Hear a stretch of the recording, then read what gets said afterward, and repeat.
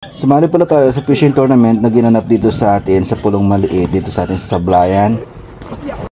Hello guys, so magandang araw po sa inyo lahat at maaga na naman tayo tinanghali ng gising ngayong araw. Dahil araw ng kalayaan ngayon, isasali muna tayo sa fishing tournament na gaganapin dito sa Pulong Maliit. At dahil matagal lang na tayo hindi napangawil, talagang namimiss ko na mag-fishing. Kahit na madalas guys, wala tayo nahuhuling isda. Kami nga pala guys, yung huli sinundo ng bangka kasi late na kami dumating sa may adventure camp. Pagdating nga namin dito guys, sa may Pulong Maliit, ay buwaba na rin kami ng bangka. At ito nga guys, ang nangyari sa akin.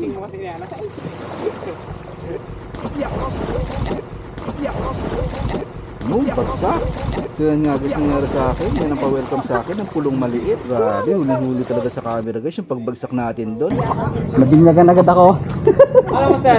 Wala nakakita mo agad ako. Sir, wala nakakita. Basta, sumabot yung pa ako dun sa ano. Nabasa yung cellphone mo? Hindi.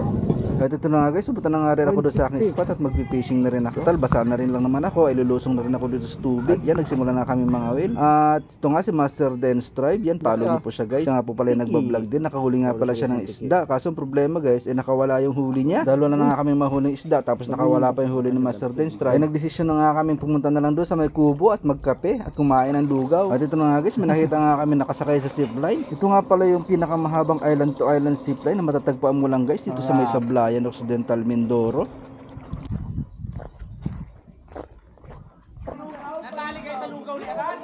At pagdating nga namin dito guys sa may kubo, ay ito nga nakita ko ngayon napakalaking huli nilang balo guys. Grabe, mahigit 1 kilo nga daw yan guys, sigurado na champion na ito. At pinuntahan ko nga rin guys yung ibang huli ng mga kasama nating anglers. At ito nga pala guys, napakarami na pala nilang huli. Sana all ka na lang talaga. Iba-ibang klaseng isda nga pala yung nahuli nila dito. At shoutout po pala kay SK po ng Barangay Buenavista. Salamat po sa inyong pagsusupport sa aming fishing tournament na ito. At ito nga pala guys si Master Jake, nag-harvest daw siya ng laman ng manok guys dun sa may lugaw. Lalagay niya pa nga daw yung lugaw niya guys ng chili oil ni Idol Jeff ng Harabas. At yun na nga guys, kumuha na nga rin ako ng lugaw. Subukan ko nga rin mag-harvest kung meron pang natira si Master Jake dito. At ayun na nga guys, talagyan ko rin syempre ng chili oil ni Idol Jeff Harabas. Titikman nga natin kung talagang maanghang ba itong sili na at kung masarap ba talaga ito. At ayun na nga guys, dito ako pumesto para kumain ng lugaw dito sa may tabing dagat. Tumabi nga rin sa akin guys yung mga zero. Ay, yung mga walang huli pala guys. Sorry lang.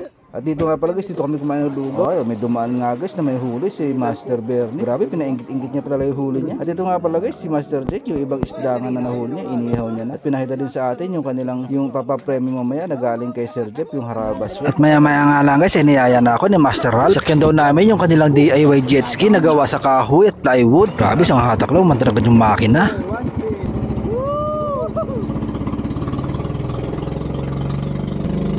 At ayun na nga guys, tumatakbo na itong jet ski. Grabe, sobrang sarap sumakay dito guys. Ngayon ko lang nalaman na mayroon palang DIY jet ski dito sa atin sa Sablayan. Napakaangas ng pagkakagawa guys, para jet ski talaga. Napakatulin din pala manakbo nito guys. Grabe, napakahusay ng pagkakagawa nila dito guys. Imagine mo yun, gawa sa kahoy at plywood lang itong jet ski na to, pero napakaganda at napakaangas. Oh, napakatulin talaga niya guys. Kaya tuwan-tuwa talaga ako, nakasakay ako ng jet ski. At yan nga guys, nakita nga namin yung ibang mga angler na nangangawil pa rito sa kabilang side ng isla. Napakasarap pala gamitin dito guys, pang island hopping no. Ikutin nga pala namin guys itong islang maliit na ito. At grabe, sabi nga ni Master Ralph ay magpalit nga daw kami, testingin ko daw yung maneho kung kaya ko. Noong una nga dyan guys, tumatanggi ako kasi kinakabahan ako magmaneho nito, baka tumaob kami. Kasi hindi naman ako marunong mag-drive ng ganito guys. Pero dahil naglakas loob ako, susubukan ko nga. At grabe, sarap pala, saya.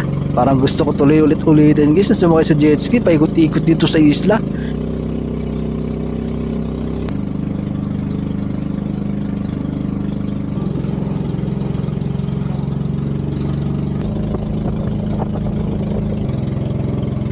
At ayan nga guys, makalipas nga ilang minuto na pag-ikot-ikot namin sa may isla, nakarating na uli kami dito sa aming pinanggalingan. Grabe, sobrang saya guys, kahit wala ako nahuling isda, pero sobrang saya ko kasi nakasakay ako sa jet ski. At ito nga guys, may mga palaro pala dito para doon sa mga walang nahuli, doon sa mga nasiro. Ang kailangan lang gawin guys ay ipapasok yung lure doon sa may square box na kulay blue. At hanggang dito na nga lang guys itong ating adventure dito sa Pulong Maliit at kami mag-uuwian na. Sablayan Angler Shore Casting Tournament 2024 Vision!